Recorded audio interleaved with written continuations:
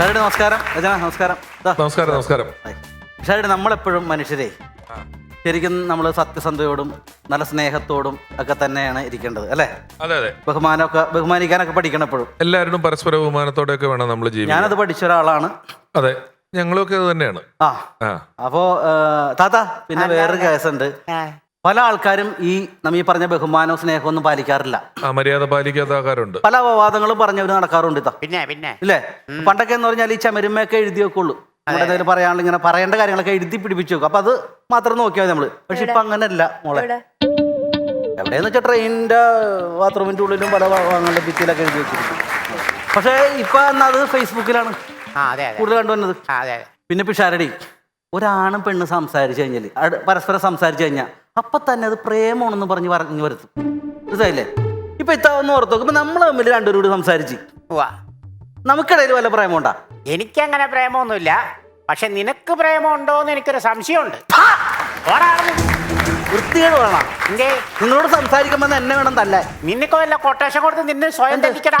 നിങ്ങളുടെ സ്വഭാവത്തിന് നേരെയാക്കും. നിങ്ങളെപ്പോലുള്ളവരാണ് ഈ നാട്ടിൽ മൊത്തം പറഞ്ഞു വരുത്തി നടക്കുന്നത്.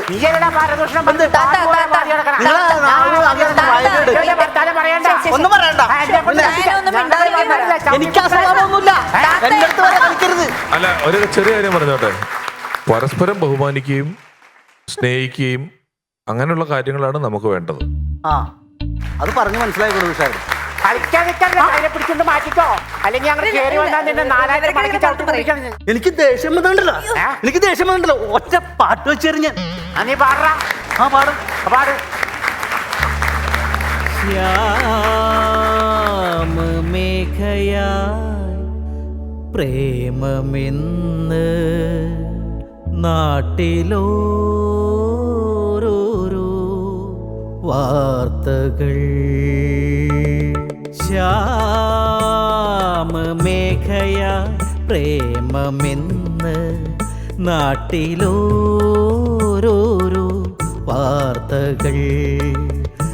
എൻ്റെ സേവി നീ ന്യൂസ് നാടുനീളെ ചൊല്ലുമോ? ശ്യാമമേഘയായി പ്രേമമെന്ന് നാട്ടിലോരോരോ വാർത്തകൾ.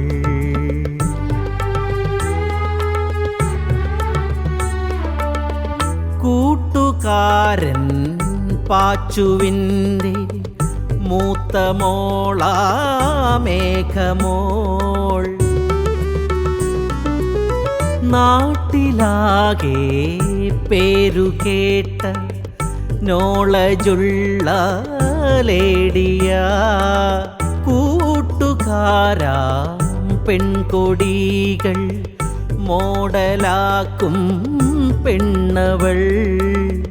നിന്റെ ഭാര്യ കണ്ടവന്റെ കൂടെ ഓടി പോയ സ്റ്റോറി നാട്ടിലെന്നും വാർത്തയായി.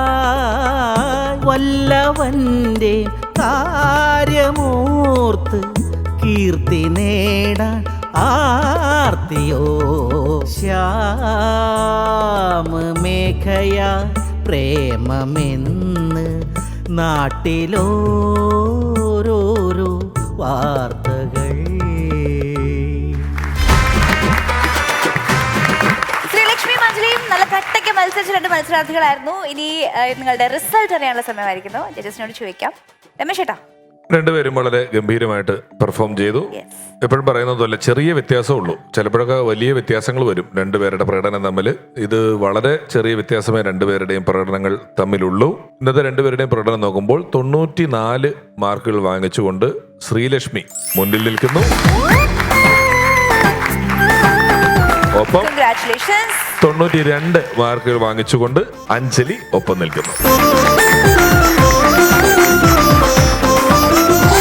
Upon a Time Season 4 മത്സരാർത്ഥികളെ കാത്തിരിക്കുന്നത് പറക്കാട് ജുവൽസ് നൽകുന്ന ക്യാഷ് പ്രൈസ്. സമ്മാനം നൽകാനായിട്ട് രമേശ് ഏട്ടനെയും രചനയും സ്റ്റേജിലേക്ക് ക്ഷണിക്കുന്നു. പ്ലീസ് വരൂ.